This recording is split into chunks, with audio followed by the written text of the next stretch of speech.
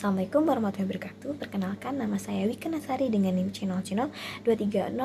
Di sini saya akan menjelaskan tentang materi tentang hukum kepailitan, mata kuliah aspek hukum dalam bisnis yang diberikan oleh Bapak Wirmi Eka Putra.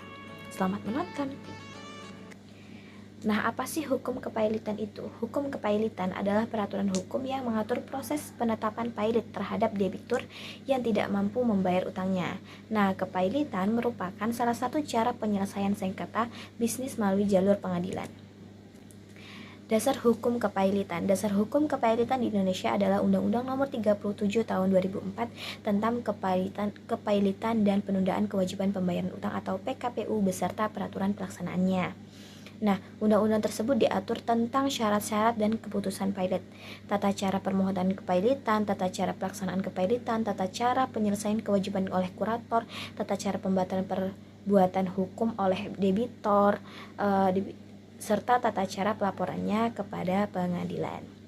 Nah, selain itu juga Undang-Undang Nomor 37 Tahun 2004 juga menetapkan peran pengadilan terhadap lembaga yang berwenang memutuskan suatu permohonan kepailitan dan menunjuk seorang kurator yang bertanggung jawab untuk mengurus dan menyelesaikan harta debitur pailit serta membagikan hasil penyelesaian kepada krediturnya.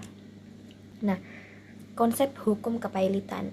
Yang pertama ada insolvensi yang merujuk pada ketidakmampuan seseorang atau perusahaan untuk membayar utang-utangnya saat jatuh tempo. Nah, yang kedua ada kepailitan.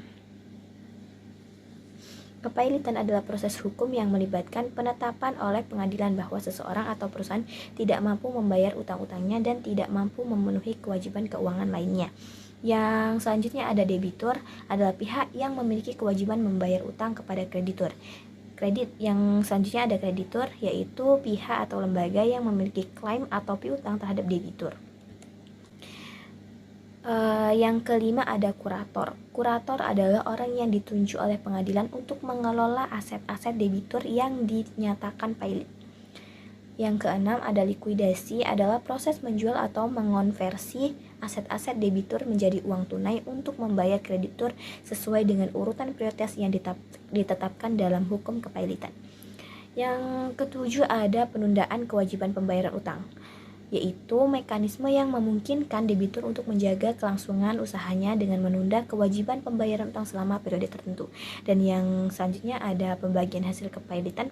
Setelah likuidasi aset debitur, hasil penjualan akan digunakan untuk membayar kreditur sesuai dengan urutan prioritas yang ditetapkan oleh hukum kepailitan. Nah, syarat dari kepailitan ini ada yang pertama, debitor yang mempunyai 2 atau lebih kreditor dan tidak membayar lunas sedikitnya satu utang yang telah jatuh tempo dan dapat ditagih, dinyatakan pailit dengan putusan pengadilan, baik atas permohonannya sendiri maupun atas permohonan satu atau lebih kreditornya. Yang kedua ada permohonan dapat juga diajukan oleh kejaksaan untuk kepentingan umum. Yang ketiga ada dalam hal debitor adalah bank. Permohonan pernyataan pailit hanya dapat diajukan oleh Bank Indonesia. Yang keempat dalam hal debitor adalah perusahaan efek, bursa efek, lembaga clearing dan penjaminan, lembaga penyimpanan dan penyelesaian permohonan pernyataan pailit hanya dapat diajukan oleh Badan Pengawas Pasar Modal. Yang kelima ada dalam hal debitor adalah perusahaan asuransi, perusahaan reasuransi, dana pensiun, atau badan usaha milik negara yang bergerak di bidang kepentingan publik.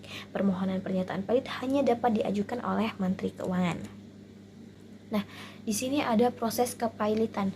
Yang pertama, tahapan pertama yaitu permohonan, deskripsinya yaitu kreditur mengajukan permohonan ke pengadilan niaga.